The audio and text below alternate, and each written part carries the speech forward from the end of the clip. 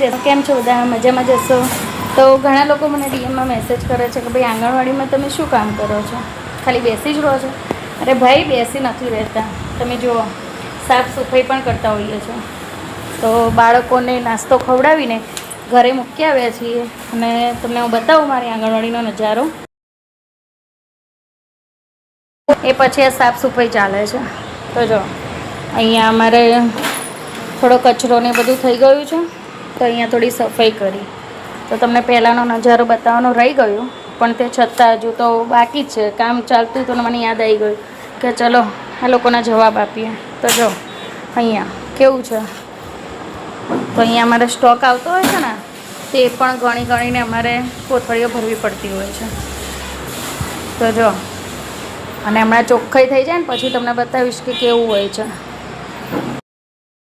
અહીંયા બધી છે ને કોથળીઓ અમે ગણીને અત્યારે માળિયામાં ગોઠવી દીધી છે. અને હજુ તો જો કેવું બધું પડ્યું છે, હજુ આ બધું સાફ કરવાનું છે. જો અમારા મેડમ આવ્યા છે, જો થમ્સઅપ પીતા જોવા માટે કે બેનો શું કામ કરી રહી છે.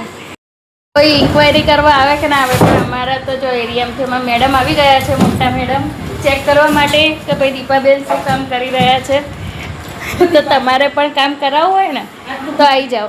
ત્યાર પછીનો નજારો બતાવું કે કેટલી ક્લીન થઈ ગઈ. જો સરસ એવું બધું સફાઈ થઈ ગઈ છે તે છતાં. અને ઠંડો શેરડીનો રસ અમે પી રહ્યા છીએ.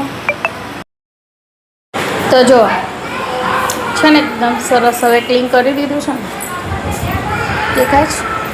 અમારા જૂથના ડબ્બા હોય છે બાળકોને ભણવા માટેના, એ પણ ગોઠવી દીધા છે. અને આંગણવાડી સરસ એવી ક્લીન કરી છે.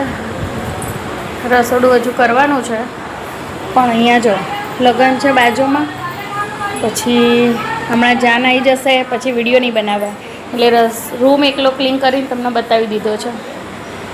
તો મહેરબાની કરીને હવે એમ ના કહેતા કે તેડાગરો તમે કંઈ કામ કરતા નથી.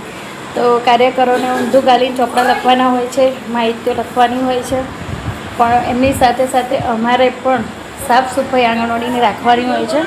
તો અમારામાંથી પણ જવાબદારી હોય જ છે.